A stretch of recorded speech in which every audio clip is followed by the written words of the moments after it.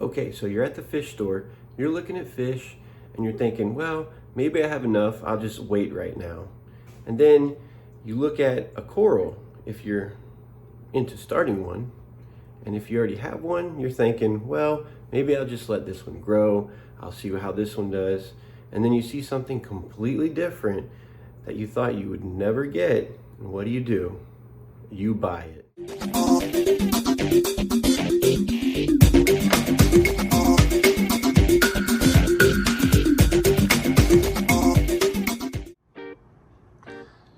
So this is an update to my 150-gallon saltwater fish tank. So technically, this fish tank is considered a reef tank because of this little coral right here.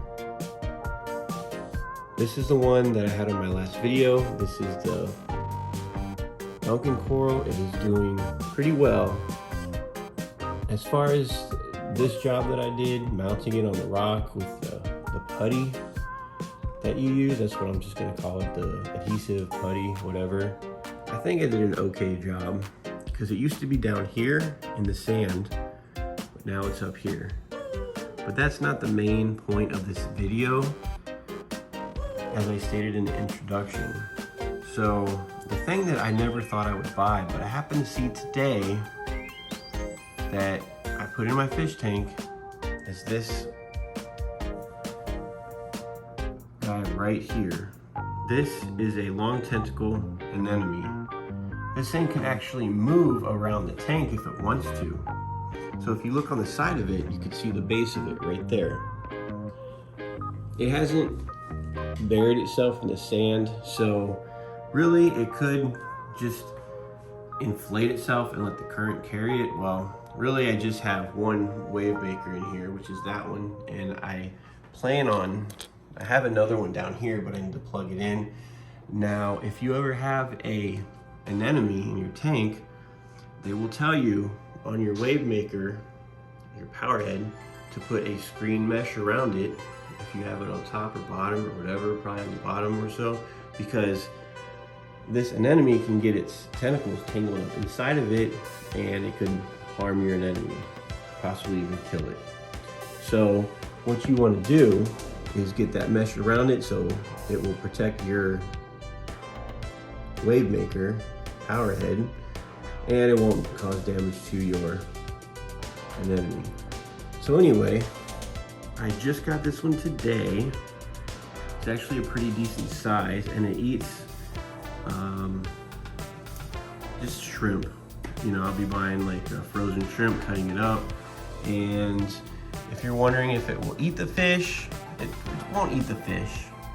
Have they been known to? Certain species of them have been known to, but I think this one's gonna be okay.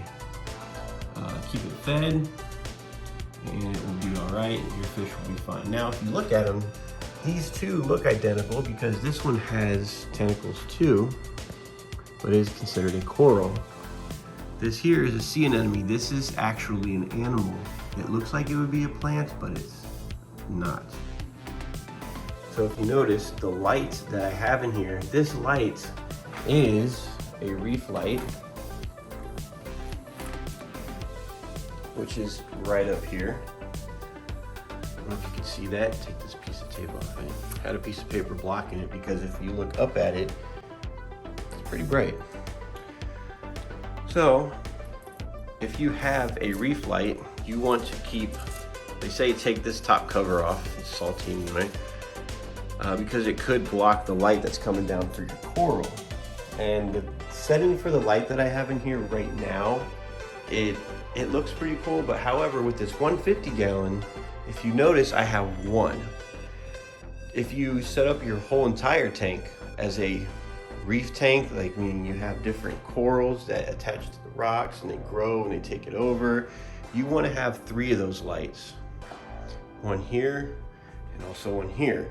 And you would remove the covers and you could get again, you can make like a screen for the top of that.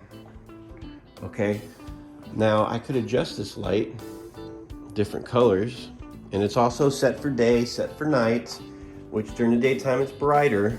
Nighttime it's set for after a certain time after you set it, you can set it and it will stay relatively dark. All right, granted I have the lights off in my living room so you could see the tank a little bit better. Trying to have less reflection on the tank, which you can see clearly, the reflection of the front door right there. But anyway, what I like about this light and reef tank lights is it mimics like the sunlight or the moonlight coming through the water down onto the rocks. And that's good for the coral.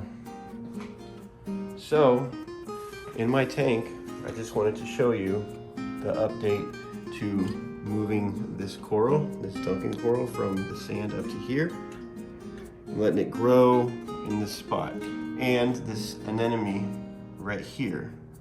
And I'm wondering if the clownfish will be swimming through this. So anemones, whatever type it is, they could host if clownfish want to pair up and reproduce and have lay their eggs in there. So we won't know yet. I don't even know, honestly, if the two clownfish I have are male, female. I don't know. But again, I just wanted to show you this, and I think it looks pretty cool. I think it'll be a good addition to this aquarium.